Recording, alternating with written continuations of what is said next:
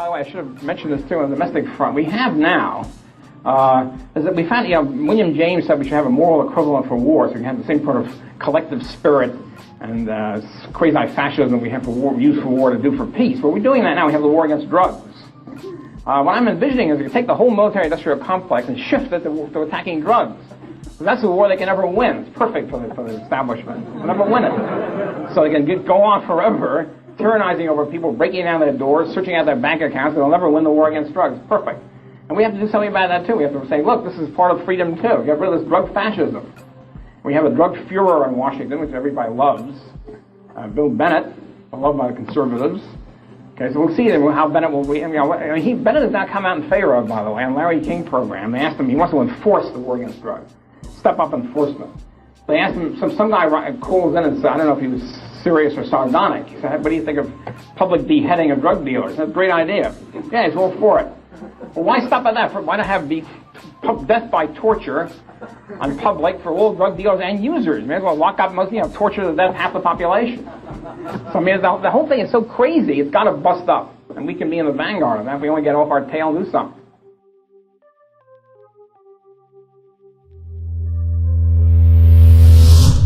And this is another thing I want to get at conservatives when they say, look at these black communities and look at that rate of crime. Look at that homicide rate. We are not shooting people. That's all this black on black crime. And you know what? The very fact that those rates are how they are and are so disproportionate, that should give you pause and think, why is that? That just doesn't seem natural. Is there possibly we as, I don't know, the armed agents of the government who are been policing, I'm using air quotes here, policing and patrolling these communities for the past 100 years? Is it possible that maybe we have something to do with that? Is there something we've maybe done wrong that we could stop doing?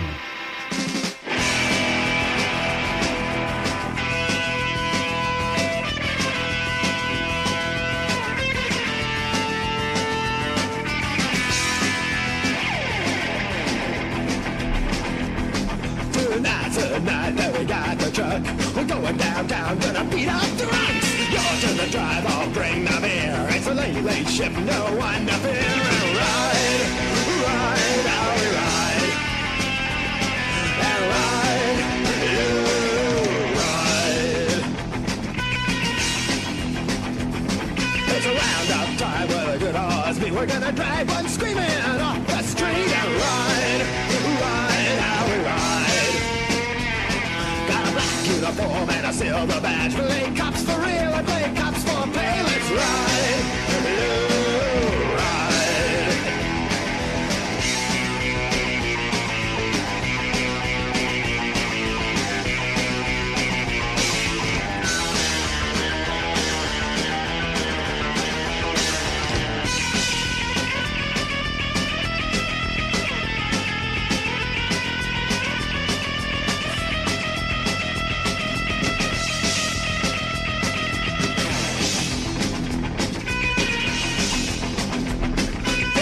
Your dress is a kick in the ass. Let's beat you balloon till you're shit in your pants. No move, child, got a big black stick. There's 6 of us, babe, so suck on my dick and ride, how we ride. Let's ride, ride. The left newspapers write who I'm a bit, but the guys at the station, they don't give a shit. Dispatch calls, oh, you're doing something wicked. No, sorry, Jack, we're just giving tickets. Let's ride, how we ride. And ride, how we ride. And ride, how we ride. Let's ride,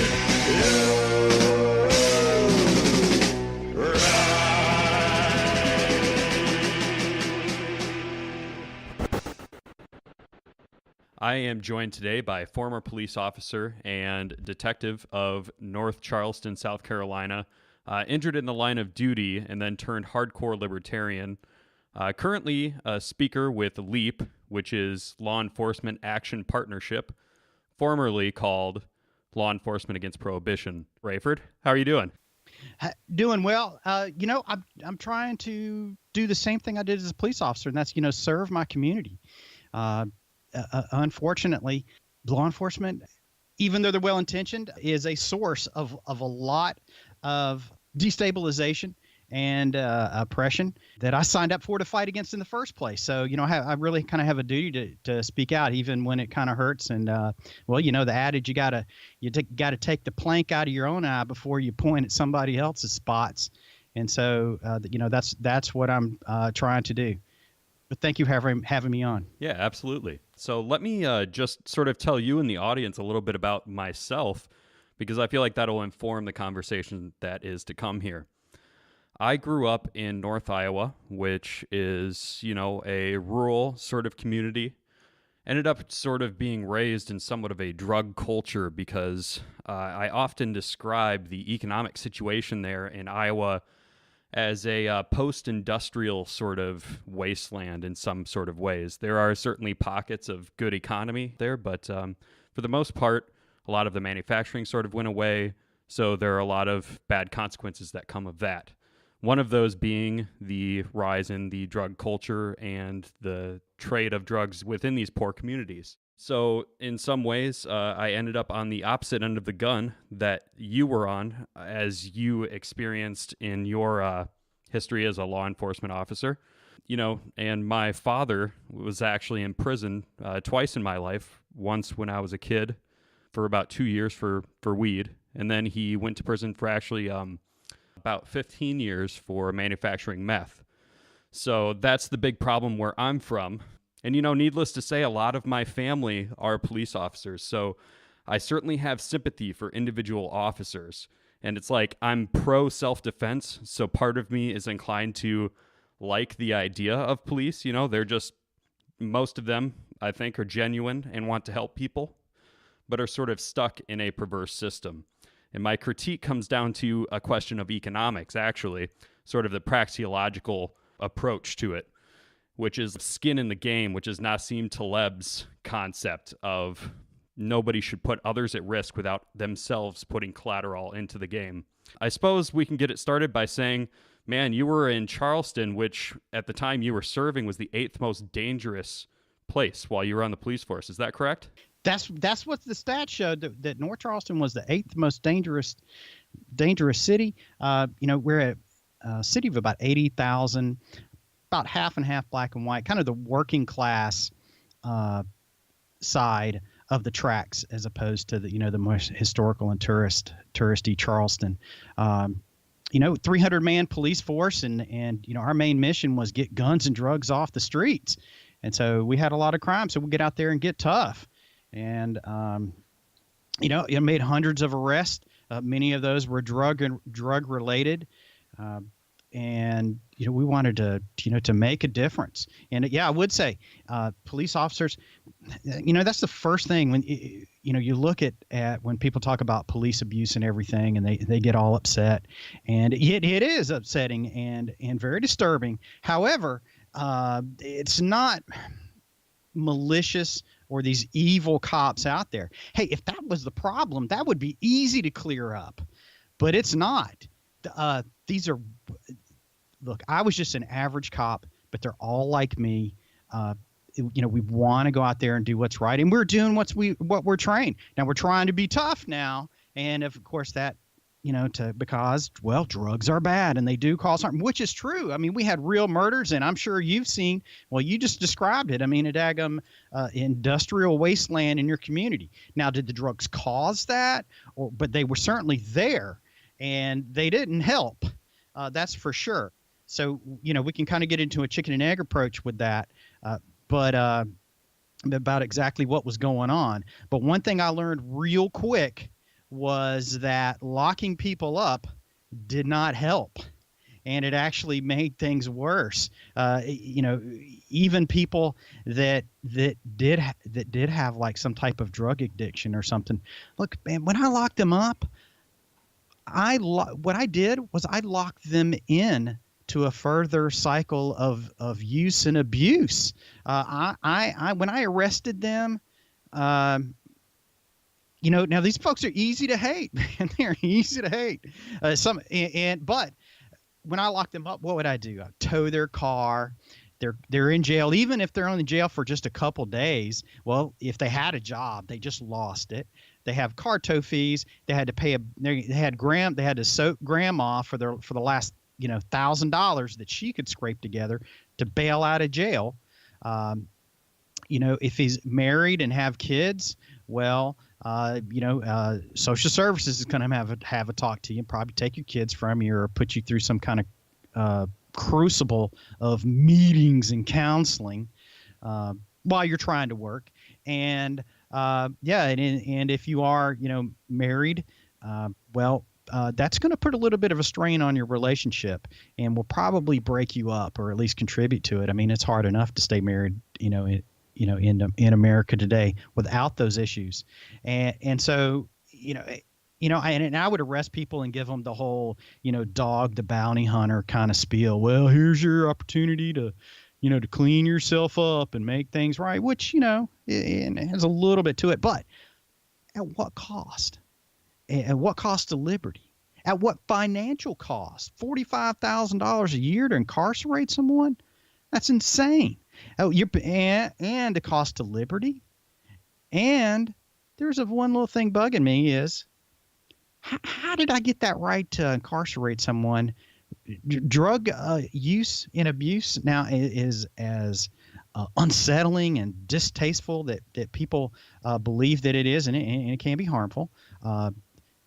We're talking about adult consensual activity, something a person chooses to do with their own body or to trade with another person.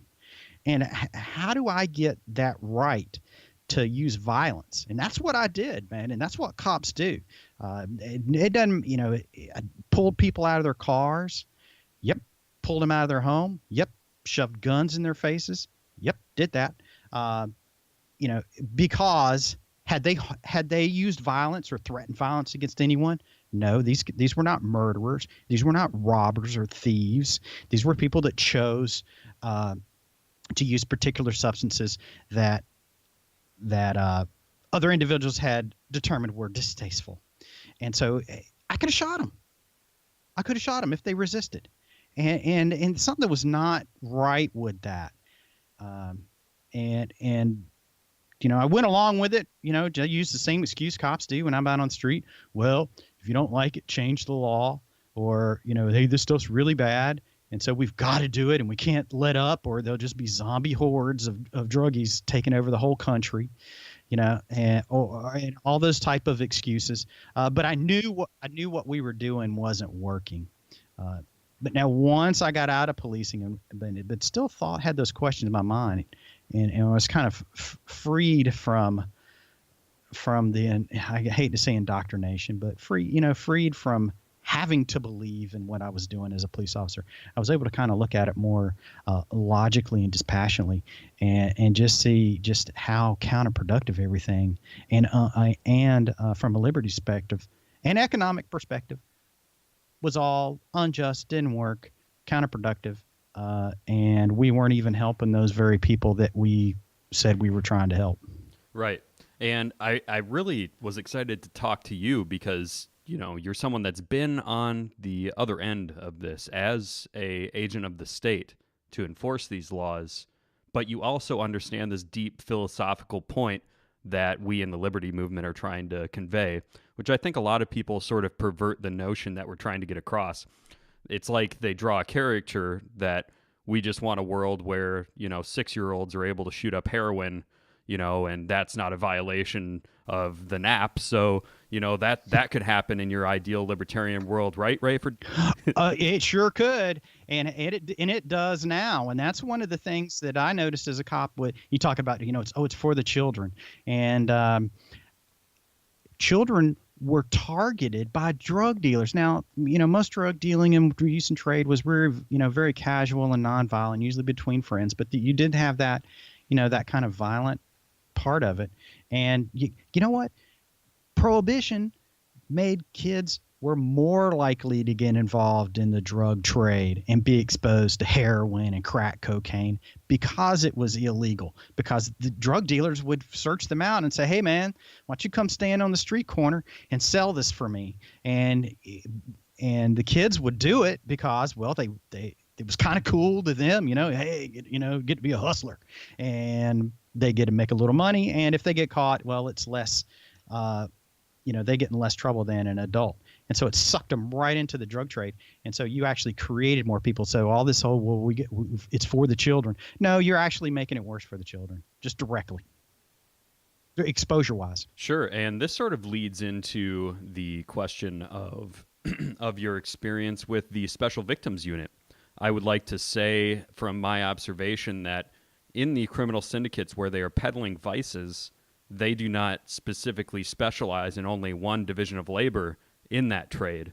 They are wholesale involved in all sorts of very terrible vices for people, including the victimization of children or just otherwise the sex slavery of women.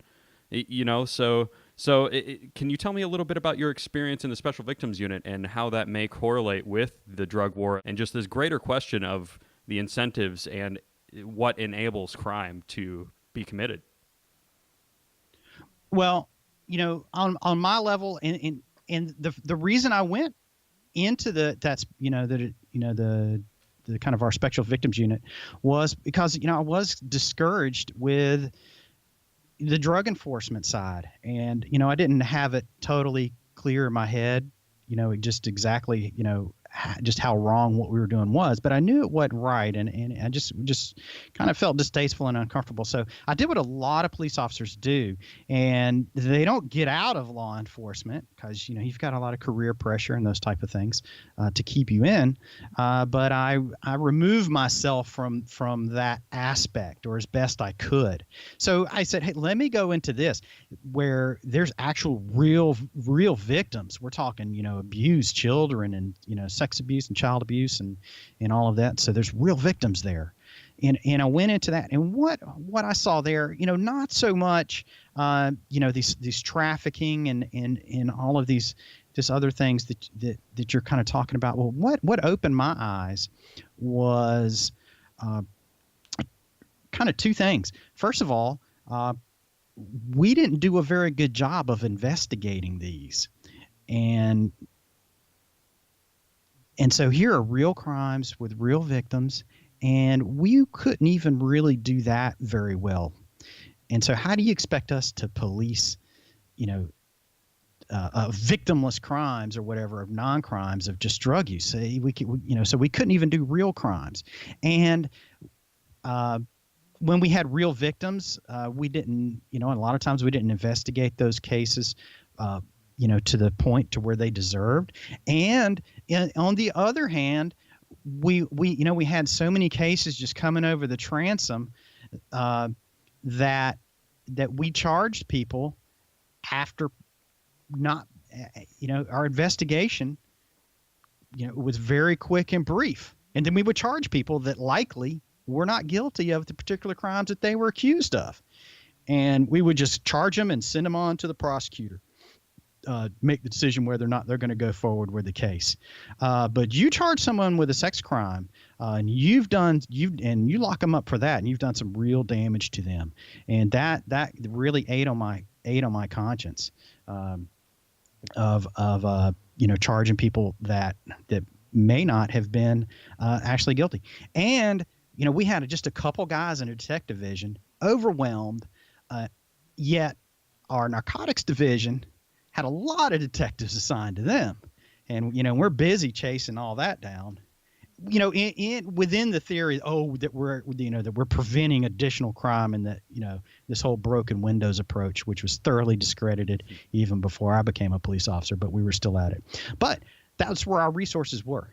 Was it at the drugs, much more than what you would consider more serious crimes. Yeah, I've certainly noticed that in my experience as someone that was within the criminal element, so to speak. And, I'm pretty lucky. I came out of that I never did get arrested for any kind of felony per se. I was just a marijuana user and had gotten arrested 4 times for marijuana, including one time the police stole the garbage from our sidewalk to... Oh, they did a trash pull. Yeah. And I know, I'll tell you this, Raeford, I know that I didn't have anything in there. Because if you smoke weed in a place where it's highly illegal, which in Iowa and specifically in our tourist community, it was particularly pushed hard by our police department, which was very large for the small town that it was. And they really pushed purging the place of drugs. And I never put any kind of incriminating things into the garbage because I've heard of this happening to other people. So I was very careful. I would never do that. I would take my trash that could have had some kind of residue or my seeds and stems, and I would take them to the gas station down the street and throw them away there. I was very smart. But needless to say, they somehow found a way to get into my house with a warrant. They ended up only finding a couple pieces of paraphernalia and a couple grams of weed that I think they were looking for something a lot bigger. So yeah, I mean, I've seen sort of this other side where I noticed that they think that they're sending me in to be reformed, and I think if anything, I mean, I had met people in jail actually that I ended up being involved with.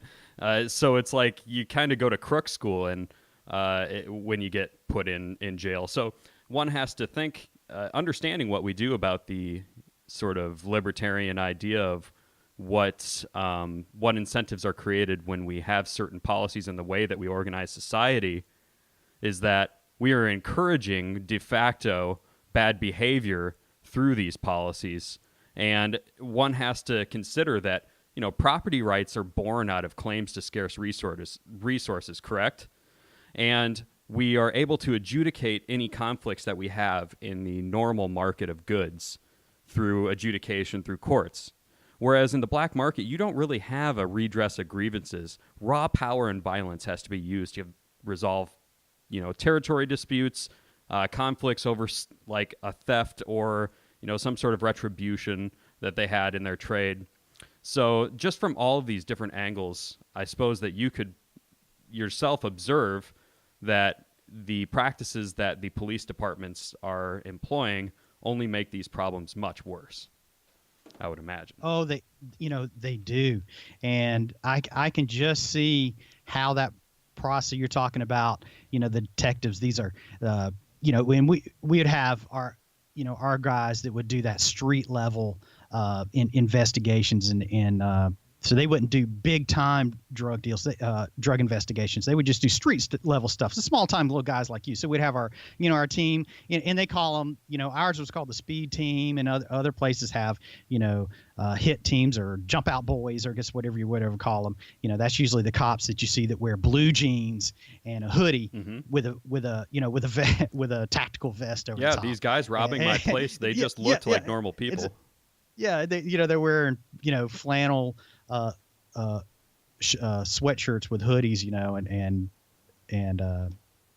but they've got it, they got blue jeans and a vest on that says police, so that makes it okay. And so what they go and pull the, do the trash pull and then write up a warrant, and the warrant's on like a darn Word document, so they're just cutting and pasting and putting in there.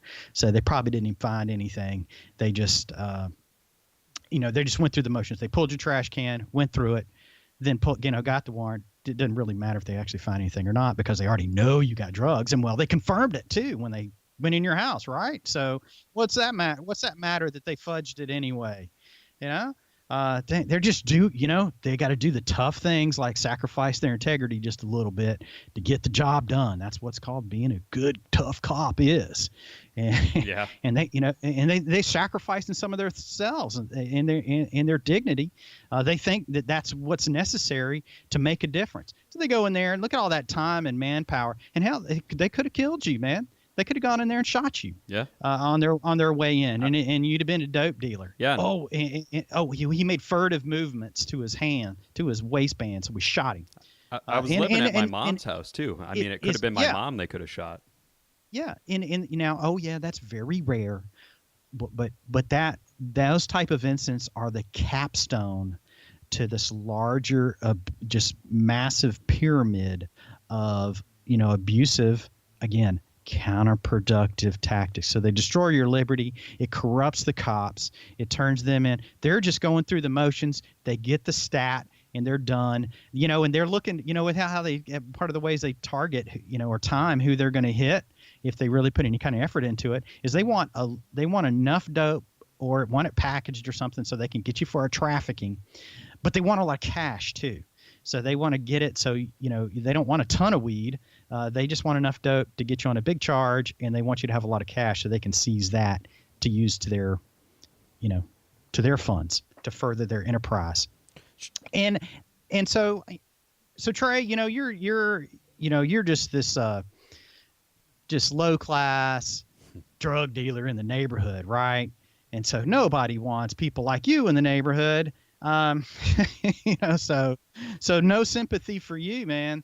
And that's how it goes. Oh, I smoked pot, when I was a kid and did the same dumb stuff. But so in a libertarian world, if they determined that they didn't like you or whatever, well, then don't do business with you. Don't hire you.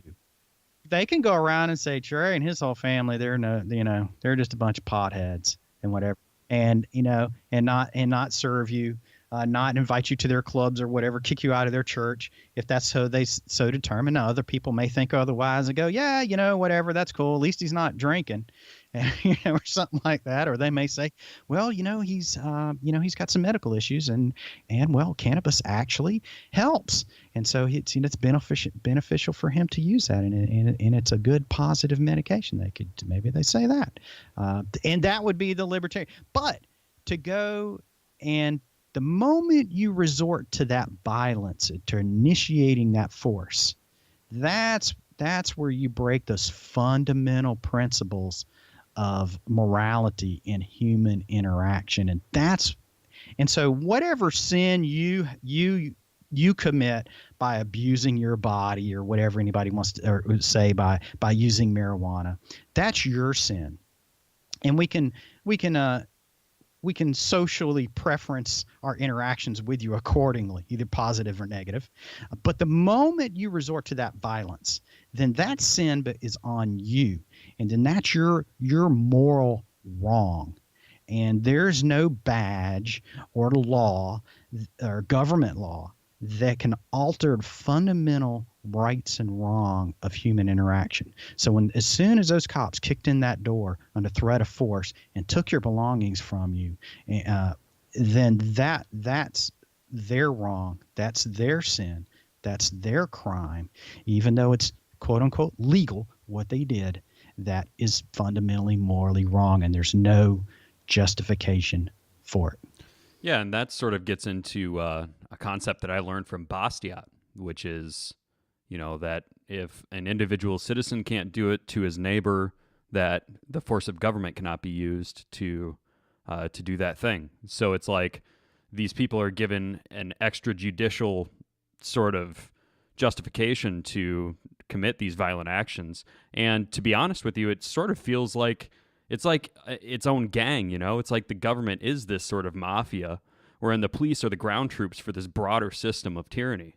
And even though I'm sort of harsh on this system, I'm not harsh on the people that get caught up in it. And I always have to make these caveats because I'm surrounded by people who are, they're like, oh, well, police are, they're just doing their job. And even people that used to do drugs with me and used to be involved in this world, they don't look at it through this moral prism of what they're fundamentally doing is taking your property. The most important piece of property that you have is your own body, and they take that and lock it in a cage. So it's like on the most fundamental level, you are having your property in your life stolen from you. So, in some way, I sort of think, where are the conscientious objectors? Why are people, who are involved in law enforcement, people who I even know and care about, why aren't they saying anything? And are they just cowed into silence from, fear of repercussions. I'm not quite sure exactly if it's that or the economic incentive just to keep their job or combination of things. What do you think? Well, it's all of that, and just like you said, when you introduced me, that I was this heretic, in a way, and so that's really the main reason why I speak out is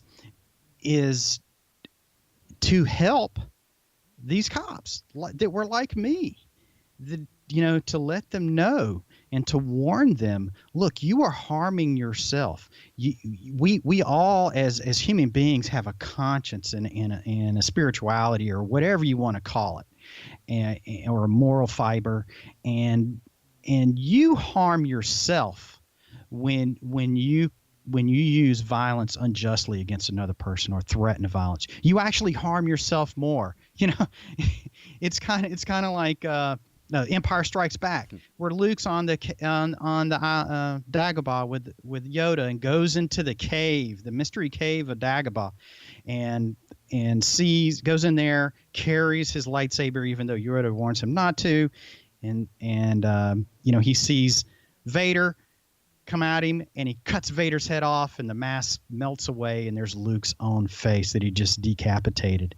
And I was like, I love Star Wars. I remember seeing that as a kid in the theaters. I never understood that scene. That was always weird. But now I get it. Oh, yeah. That's what we did as cops.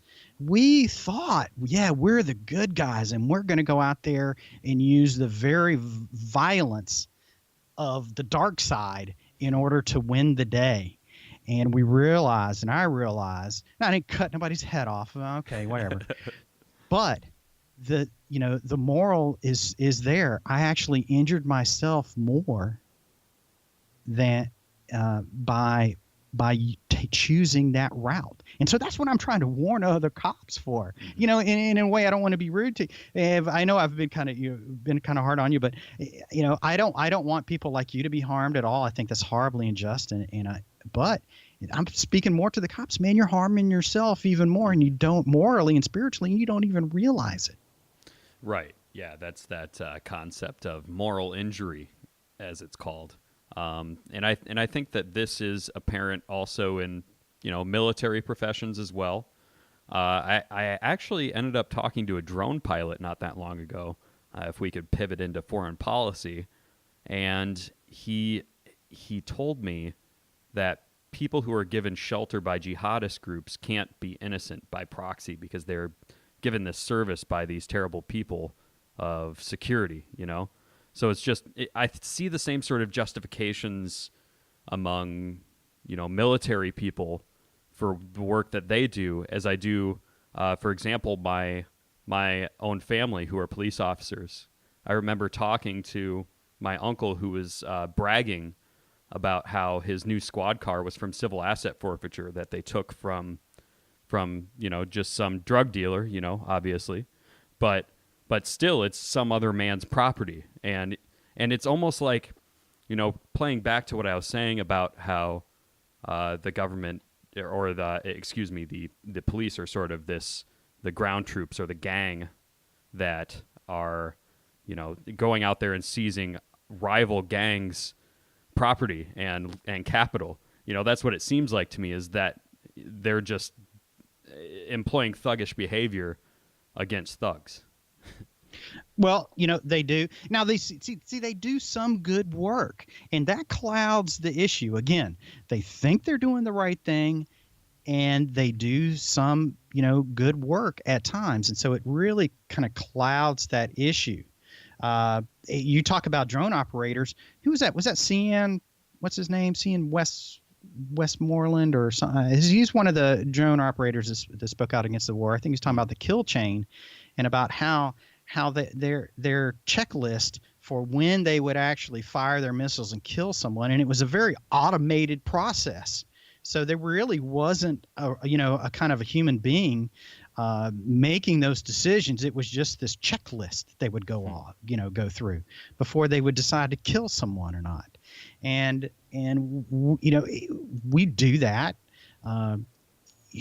in law enforcement. We'd have a checklist, have they done this, that, this, before you can use violence against them and arrest them. Exactly what are we doing in Afghanistan firing missiles in the first place? That question never comes up. You don't, you just obey and you follow orders. And as long as you do that, then you're exempt from any moral responsibility for your actions. And we do that on a lower level in law enforcement just as well. Now that's a horrible fraud and you will pay for that. But that's what we do. And you talk about civil asset forfeiture, the federal government alone, federal government alone steals more money, burglaries, and thefts combined that are reported in the United States. Right. Yeah, I saw that from 2014. Yeah. Yep. So are they, do they steal more? And it's totally unconstitutional, even though the Supreme Court says it's cool. And it's kind of interesting. I remember we were talking about this with fellow officers, about just seizing money out of people's cars or their homes, even when they don't even find drugs, and they're like, wow, really? You can do that? And so you would see officers, and then they would question that. I can't believe the Supreme Court allows that. Even guys with, the officers with not a lot of legal training would come up with the same answer. I can't believe we're able to do that. But narcotics officers, now if you're willing to go along with that and say, yeah, we can do that, right on, well, then you'll become a narcotics officer. Any officer who says, I really don't feel comfortable doing that, they're not going to become a narcotics officer. So in a lot of ways it does self-select, and you have the most vicious guys that go in to that part of policing. And of course, that's the same that happens on the drug trade side too. If you're not willing to be violent and vicious, then you're not going to be a real good drug dealer. So it self-selects that way too. And we see that very easy. Particularly like in Mexico and the violence there. Sure, which is sort of downstream from our own sort of policies, Downstream, yeah, absolutely. It's absolutely our policies. So we keep all of this low intensity war, not so much on the streets of America. I mean, of course, in certain cities they have it, but all of that Mexico violence and Colombia, that's all really our violence, and between our proxies down there. Absolutely, and this whole question of a war on drugs sort of leads into the question of populism in and of itself, and how it sort of it's sold to people on this sort of populist message of we're going to clean up the streets. It's going to be better for these poor people that are in these communities.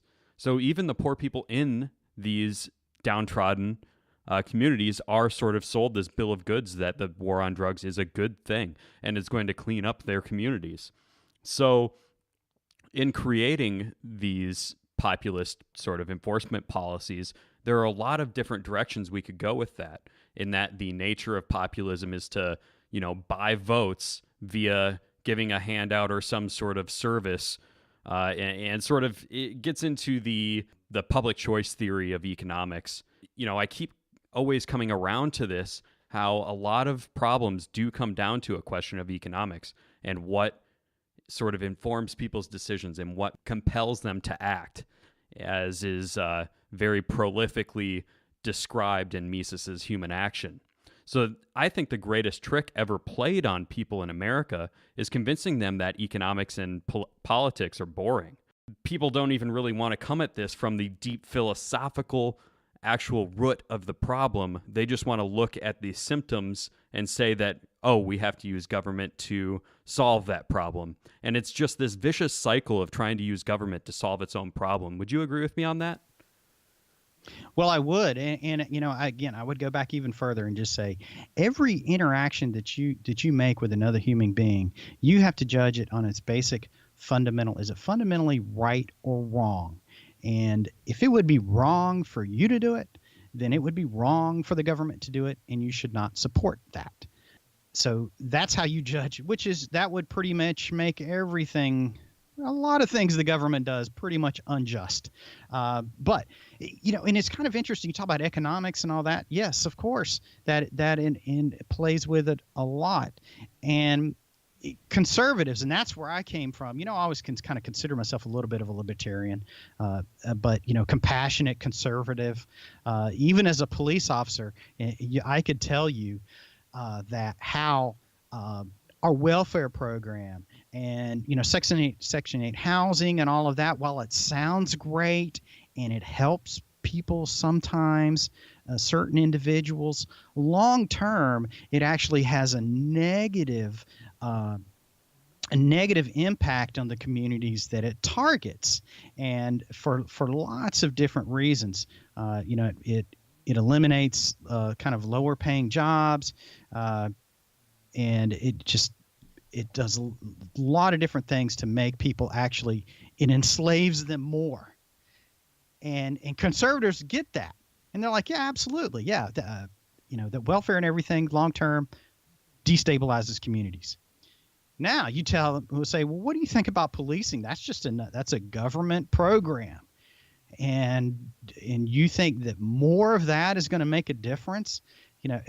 We've had these policies in policing, particularly for the last 40 years. We have world's largest prison population in America. We incarcerate more people, the highest rate than any other country in the world.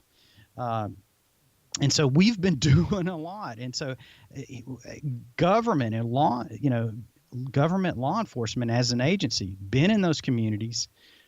Obviously, they have long-term destabilizing effects as well. But people don't want to, especially conservatives, they don't want to look at that. Right. And, even in libertarian circles, I think that, we're sort of more in the conservative camp in some sort of ways. I don't think anyone really even denies that that American libertarianism and right libertarianism sort of appeals to more of the conservative audience. So you get a lot of these people that are still sort of law and order sort of types that are in our circles, and they talk about the negative economic consequences of a government program, but they're still sort of also on the neocon sort of like, we have to have a strong police force and military to solve these problems. And, I think I come from the left, actually. So part of me is sort of still sympathetic to this, sort of not politically correct, but more of a left sort of sensibility to some of these racially influenced problems with policing. So I suppose that gets into the question of race. And you mentioned how in black communities, how they're sort of kept out of the labor force. I think you mentioned something about that. And I would even say that the minimum wage law in and of itself has created sort of, it takes away rungs of the ladder for people to develop their skills and be economically viable in a legal market. So if they are restricted from the legal market, they're going to turn to a black market, which is there to, there is a shadow market for them to get involved in. And they see all these people with gold chains and nice cars and everything. And they think, that's an economic opportunity. So I believe in the veracity of human action and the veracity of the individual being sovereign, and sort of that entrepreneurial spirit that even these people in these bad communities have. So, in that, and that sort of goes back to, talking about minimum wage, to populism in and of itself. And that a lot of this really does come back to that, because the minimum wage was something that was created by labor unions, to price out blacks and Latinos out of the market. Right, and that was sold as, hey, we're going to help you, the poorest, minority communities. We're going to help you by forcing employers to pay you. But actually, what it was a way to keep them out of the job market and to enforce an artificial scarcity. There you go. And so that's when the kind of the liberal mindset away gets sucked in to these feel-good programs, but they were racist and discriminatory to begin with. The same thing as the drug war, and so that's what it always was. We had slavery and Jim Crow, and so those became kind of politically untenable to enforce, and so we started the drug war. Oh yes, now drugs are everyone. It's illegal for everyone, yet we're really just going to enforce it in particular communities, and that's how they sold it in 1914 with the Harrison Narcotics Act, and again, in the 1960s and 1970s, when the drug war really opened up, and that's what it specifically targeted, was those communities. And so that was just perpetuation of other, racial and oppressive, segregation type government gang tactics. And we perpetuate those to this very day.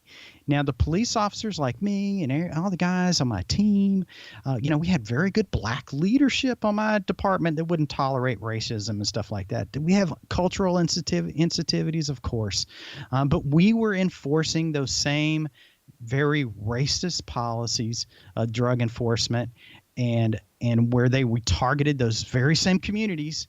And you do that for generations, and then it self-perpetuates. Well, if obviously there's more criminals in those communities because you've been criminalizing them more for 40 years. So of course you do. And here's the very same government, those were the ones feeding those very same drugs. You look at the Iran-Contra, cocaine scandals. What were they doing? They're sending it right through Freeway Ricky Ross, right into the streets of L.A., into the particular black communities. And, of course, they were doing that with heroin and opium, way back, the jazz community, and targeting them. And so that happens to this very day. And so the same government that says they're going to protect you from it are the same ones that are managing surreptitiously the drug trade, and have been for decades and hundreds of years. You can look at the opium wars from the 1700s and the East India Trading Company. The same tactics, and so in targeting, feeding the drugs in to certain communities to destabilize them for political purposes, and then turn right around and using direct military, or in our current situation, police forces to crack down on those same very communities that they destabilized with the drugs in the first place. So they're whacking you back and forth, and we're surprised at the disparate results that we have. Right, absolutely.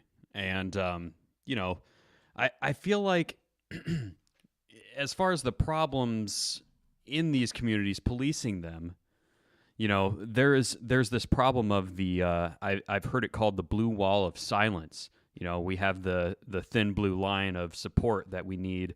That's sort of the narrative from the Blue Lives Matter sort of camp, where we have to have this police force, or else there's this tyranny that will break out throughout the whole community. So they have this sort of protection culturally from any sort of repercussions from their individual actions, but also there's this sort of legal protection from the LEO unions, and this sort of complex of collusion between the LEO unions and the actual city's law enforcement, and how it's operated. That's another populist root of this problem. And again, I want to say that I'm not trying to attack police officers. I always have to draw that distinction and that caveat, that I'm not, that I don't actually have a problem with the people that are performing this. It's just sort of the perverse incentives of the economics involved. Well, I do. I don't want to attack them, but I want to challenge them. I'm talking to myself from 10 years ago and trying to kind of shake myself and say, wake up, man. And so, yeah, I'm gonna push a little hard and say, yeah, you're very misguided. And so they do have that. Cops, they get real upset, especially when the whole racism's thrown at them. I would bristle at that too and say, I'm not racist. Look, we're trying to help you in this community, and this is you guys, you're just crazy. You just have professional agitators that keep you worked up, and they're just trying to destabilize I know I use the word destabilize all the time. They're just trying to destabilize America, and they're just suckering you in. They're not any good for you. And there's some of that. But at the same time, again, we continue to enforce those same racial discriminatory policies, and we kept it going. So law enforcement got to own that, have to do it, and they just refuse to, and so that's on them. Now, but the rate, so that's where the cops get so upset is, look, we're not racist. We are not racist, but the entire system is set to cause, this difference between how we treat people of different communities and races, and we have the results to show for it. My department, you look at the incarceration rates or arrest rates for marijuana, even though blacks and whites use it at the same rate, and we incarcerate blacks 3 or 4 more times than we do white people for it. So there's the statistics right there, and so And this is another thing I want to get at conservatives when they say, look at these black communities and look at that rate of crime. Look at that homicide rate. We are not shooting people.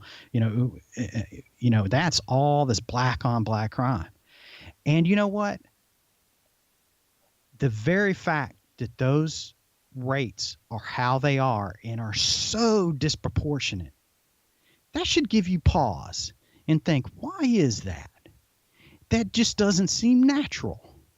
Is there possibly we as, I don't know, the armed agents of the government who are been policing, I'm using air quotes here, policing and patrolling these communities for the past 100 years? Is it possible that maybe we have something to do with that? Is there something we've maybe done wrong that we could stop doing? You ask cops that, and their brain will freeze up. Oh, of course not. We're not tough enough. And I would reply, well, we have the world's largest prison population with the highest percentage of our own citizens incarcerated or under some type of correctional control in the entire world. So, and we keep them longer. So for whatever, we don't lock them up and keep them long enough. No, we do that. Why is that? So we're already, 10 times tougher than any other, average European country, our incarceration rate. So no, that's not it. And let me ask you, officer. So the United States history and just the history of oppression. Again, racism, slavery, Jim Crow. The forced relocation and really genocide of Native Americans, slow genocide of them, Japanese internment, civil asset, civil asset forfeiture, all of these things that we have done. And you're telling me that we have the world's largest prison population currently, but somehow that as soon as you joined the police force, all of that racism and bad stuff and oppressive policing, all of that went away. And that's in the old days. And you just happened to live and serve at the exact time in the universe where your government is not oppressive. And if there is any oppression, you as the armed, gun-toting, tip of the spear, handcuff placing, jailing agent for them, None of that's on you. Are you really going to tell me that? You know, I mean, it's absurd. But I'm a good Right. guy, No, and I it's mean absurd. well, and I'm following the law. And another thing about talking about abuse, and you're talking about police and an abusive, breaking the rules with law enforcement. So much of what law enforcement does that is really abusive is legal. How they arrest people, what they arrest them for. It's all legal and policy and following training. They're trained to be like that. Why are they trained like that? Well, they're trained in some ways to really be aggressive and to escalate, not so much because that's the best course of action, but because it absolves the department of liability. Well, they were trained to just shoot on the merest flinch or perception of a flinch from an individual. That's how they were trained. So, so it absolves them. Yeah. So of course that's how they were trained, and they had just a modicum of they'll pay some trainer to say that and have a modicum of truth behind his justifications, and then they roll with it. And then and it never does go to court. Then what does the court say? Well, we can't second guess police officers. Well, so whatever he thought, even if he was wrong in the law, as long as he factually was wrong, as long as he meant well and was close enough to this law that's you can drive a truck through anyway. And yeah, he already has qualified immunity, and the government has sovereign immunity. So even if you do punish them, well, that's going to end up the taxpayer paying it. So you're re-victimizing the people that the government oppressed again in order to make things right. And then I sort of get into the realm myself when I get into these conversations. People say, well, you have all of these things that you're pointing out that are wrong. I'm not hearing any solutions from you. So my question to you, Raeford, is what is the policy prescription or lack thereof going forward that you would employ? I know that myself, I would say that we should, sort of decentralize government force, sort of abolish all of the statutory sort of law scenarios that we have in which the government itself is providing itself labor and business by this statutory system, wherein they just get to write a law and, write things on paper and decree it into law. That's a huge part of it. So I guess I'm just sort of wondering, from our perspective as libertarians and from your special perspective as a former law enforcement officer, what is your policy prescription going forward? That's a good question, and I kind of struggle with that answer. What I would say, I really don't advocate any particular system. Here, we need to replace it with this. But you can look at every problem or social issue, on different levels: a constitutional level, a state level, a training level, all of these things. But all you can really affect is yourself. That's the only person that you really have any control over. So you've got to make that decision to whatever actions you make when you interact with another individual or anything that you support has to be consistent with fundamental right and wrong, according to human interaction. Fundamental right and wrong. Judge your actions and act accordingly to that. I would say people that are if you're whatever position you're in, look at logically any issue, and if you come to the conclusion, hey, this is wrong, then stop doing that. And you just stop doing what you realize, hey, this is wrong and we shouldn't be doing it. So stop doing that. And if everybody would just stop doing what's wrong, then what's left is the solution. And I think that you're playing a critical role in this by, you were saying earlier that, you're sort of speaking to the police officers, right? I mean, you're trying to say as your experience as a police officer and what you saw, and you're speaking to them in this sort of language and in this frame of mind in which you know that they will grasp exactly what you're talking about as far as what they're doing and these actions that they're performing is not actually helping to solve any sort of greater issue. And I think that that's a very brave thing to do, considering that, it's kind of hard.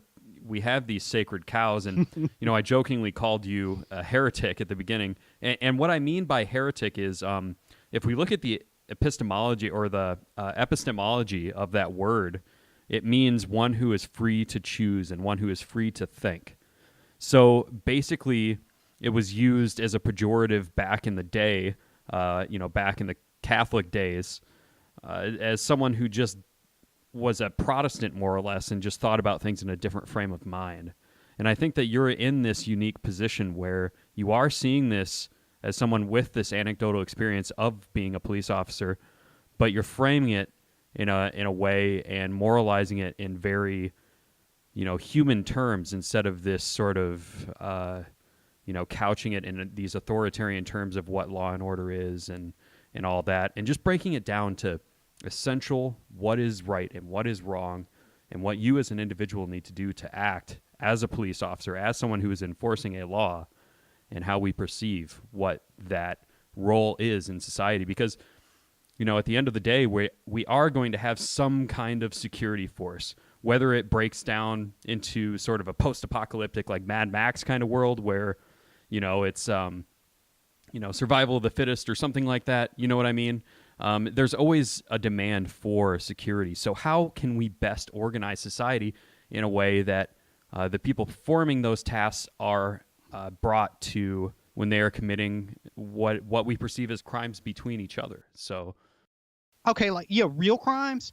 If somebody steals from you or something, how do you deal with that? Well, we've broken kind of policing and what I call it is security and dispute resolution services, and that's supposedly what law enforcement does, and they do that partially, but they also are just an enforcement arm of the state, and so that kind of is overarching what they do, but people are generally very nonviolent and generally solve their disputes without any type of issue every single day in their life, in their family, in their businesses. People are able to not have issues where they end up in a Mad Max shootout with each other. So in a lot of ways, our community is really less safe because we've broken that. The day to day, people are just they're peaceful. They are. So that's the default position.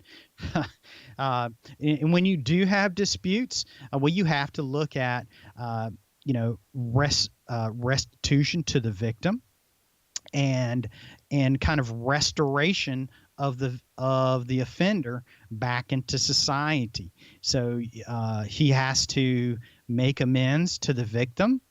And then he also, he can be socially ostracized, like I said, and he has to show something and put some type of good faith effort, whether that's money or works or something like that, to kind of put himself back in good standing with the community, and face on that. Are you going to have justice? No. And should we, even as individuals or human beings, really be looking for justice?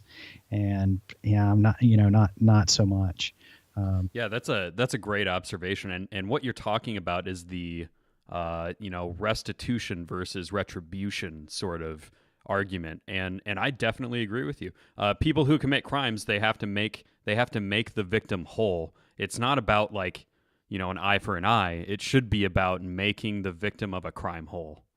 Right. And our goal, and even for people that you hate, your goal and really the best interests of your community and society is to get that person to understand what they did was wrong and not beneficial to anyone, and to get them to understand that. And if you've got he stole my lawnmower, and he really didn't pay it back. But we got him to realize that he shouldn't do that. I'll take that. Right. But see, what we have now. You look at any crime, it's the state versus so and so. So the state takes over, like you offended them.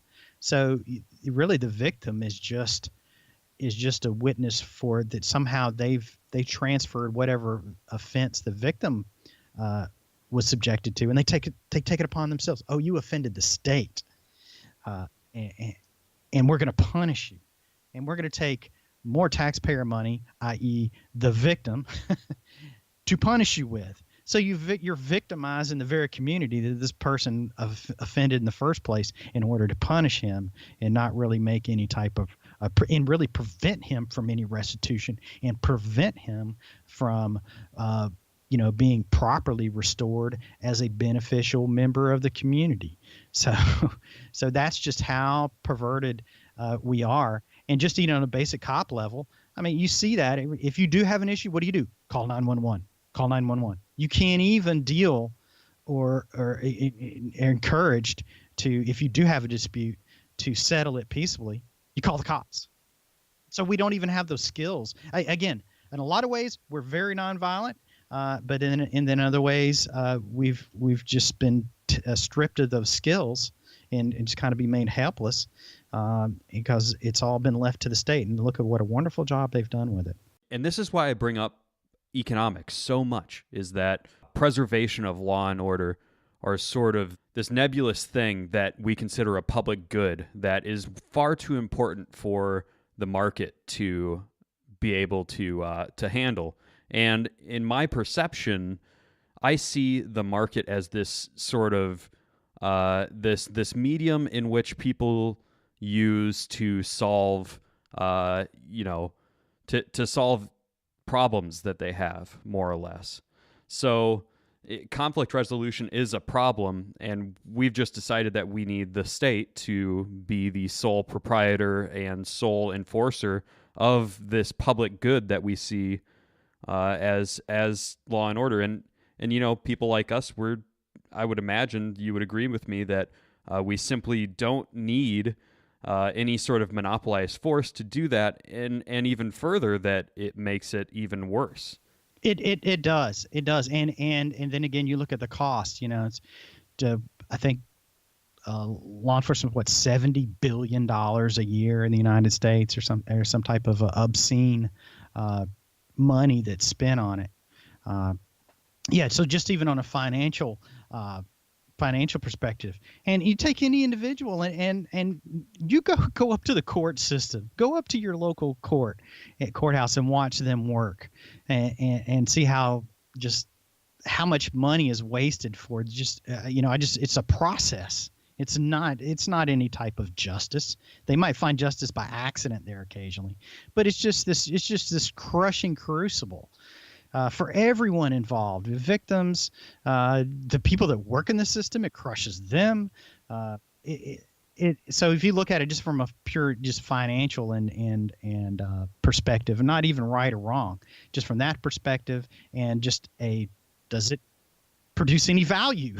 And the answer is no. It makes things much worse. All right, Raeford. Well, I think we're going to wind it down. You've been more than generous with your time, and I really do appreciate that. And listeners, I encourage you to follow Raeford on Twitter at RAEFORDD is his handle. Anywhere else that people can find you, or places to look out for you, Raeford? Twitter's the best place. I've written a little bit, not recently, posted at Libertarian Institute. Scott Horton's outfit there. With Scott Horton. And it just, what an awesome guy he is. And so I've written a few things there. It's been a little while, but you've also got that piece on the Marshall Project, correct? With in accordance with Vice. Yeah. So I did. There's a piece in the Marshall Project. Why I hated being a cop. And man, the editor put that title on there, and I just facepalmed. I just facepalmed. I was like, no, I loved being a cop. And I was like, dang it.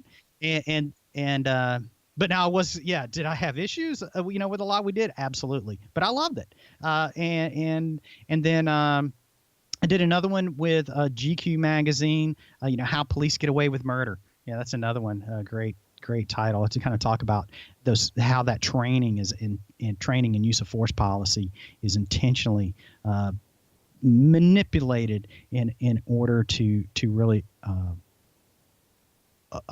to allow police officers to use violence and to actually escalate citizen contacts instead of de-escalate them or prevent them in the first place. And Libertarian Institute, I do got an article in there, Murder in the Service of the Drug War. And that's my title, The Passion of Livonia Riggins. And if anybody's, you've never heard of Livonia Riggins, you've heard of Michael Brown and all these other people that have been, killed in these police shootings, but you never heard about Livonia Riggins. And so go over there and take a look at him and see if that just doesn't outrage you. And I really write it towards a cops perspective. So if you're a police officer and you arrest people and you put yourself in a position where you could kill somebody over marijuana, well, you could go read that at the Libertarian Institute, Murder in the Service of the Drug War. I will put those things in the show notes, and I will myself read those pieces that you got in GQ and at the Libertarian Institute. I am more familiar with this one from the Marshall Project and following you on Twitter. Anyway, I really do appreciate you coming on, Raeford. It's been a really fun talk. I hope to talk to you again sometime. Hey, thank you, Trey. And and I'm sorry about your story, and you're just one of those millions of victims that just kind of been ground up and has not been helped by our attitude and puritanical police state actions enforcing these drug laws. I will say before we sign off here, I actually am thankful for my experience there. It really taught me something, really brought me to libertarianism, to be honest with you, as being a victim of the state. And seeing that what they were doing to me, allegedly for me, was not helping my life, and that the best thing I ever did for myself was healed my own life on my own volition. So it was a really deep lesson for me, and a really a sense of self-discovery. Being in jail for a couple weeks, man, it's really hard. And my own father was in jail for years and years. I can only imagine what people go through in that time. And like we've been saying, it just doesn't help. And the best thing we can do is just be loud and unapologetic about that. So yeah, I appreciate what you're doing. I appreciate you talking to me and listening to me kind of yell at your ear half the time, but you also provide some very astute analysis of this problem that we have in America. So thank you very much for that. And thank you for giving me the opportunity to speak out. Thank you, Trey. Thank you for listening. Please subscribe on your way out and find us on Facebook at facebook.com/subversionwebcast.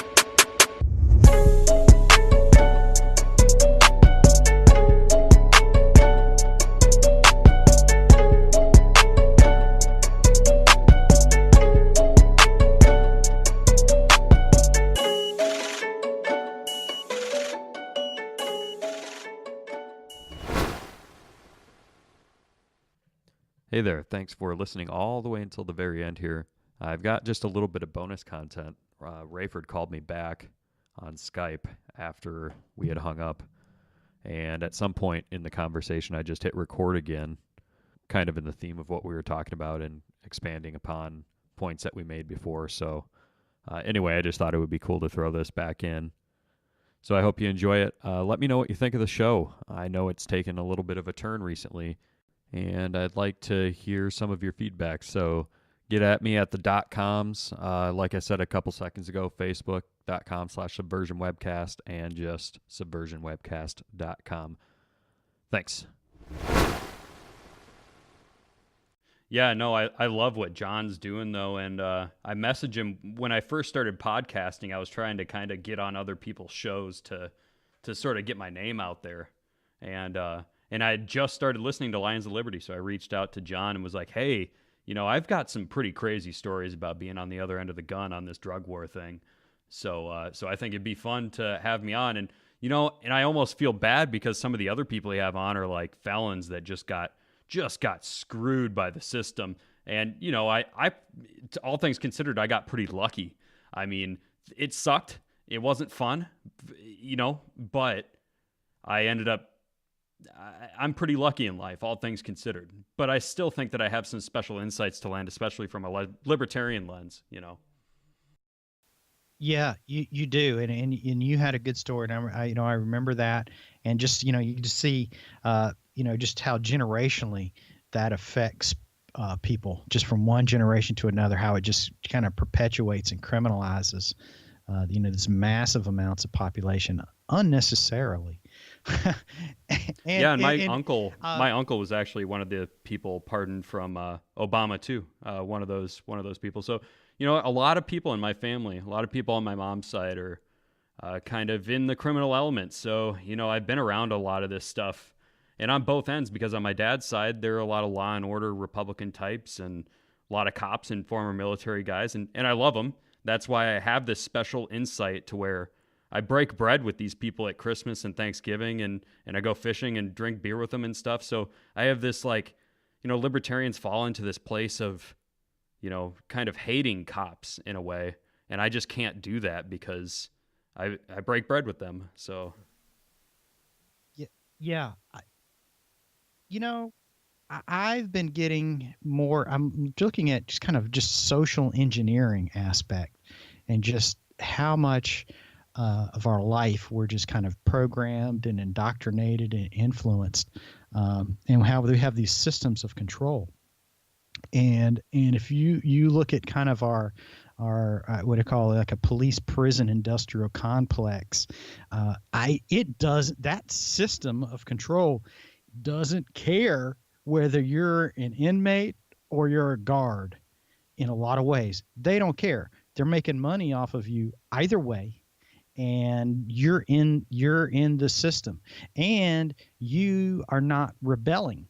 And I think that's a lot of why we have the military that we do and the law enforcement, and why it attracts and specifically targets kind of type A patriotic type individuals, is because if you left these guys alone, they might actually be a real force to be reckoned with by the powers that be. That would cause a problem. So what do? They hire them.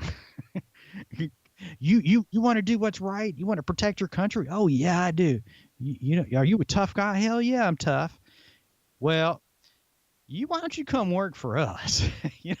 That gets you on the payroll, and that way you're not you're not a whatever you call it, a gorilla or whatever. so but stuff like that. All right, man. I'll let you go, man. But I just wanted I thought that was you. I remember that.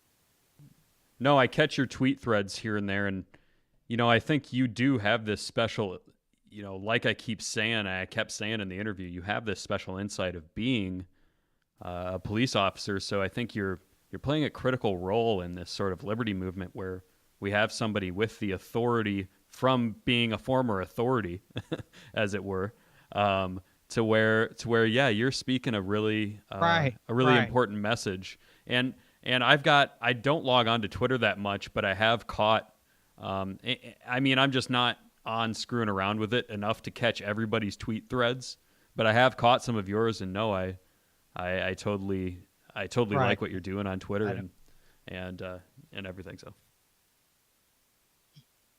I think you got to be careful. You can't like just go right at people and say, you're a cop. No, you're a scumbag. and I kind of do that a little bit, but you can't go right at them. You got to kind of got to snipe around the edges and just kind of. Now I'm harsh on the drug war and like civil asset forfeiture and those type of things. And I specifically use words like dishonorable and shameful because I know that pricks, that hurts, man. And that kind of jolt, you got to jolt them a little bit. And then, yeah. And so, no, you're not, you're dishonorable. You're a drug enforcer. No, you're not honorable. The civil asset forfeiture, you're stealing money out of people's cars. No, you're not a good guy. And so So I do that, but just around the edges. I try not to like go right onto like policing.com and say all of y'all are, are the lowest of the low, because it ain't gonna work. And it's really hard for me because I try to be as like chill as I can as far as, I don't know, I just don't want to come off as an asshole or like. That's easy to do on Twitter.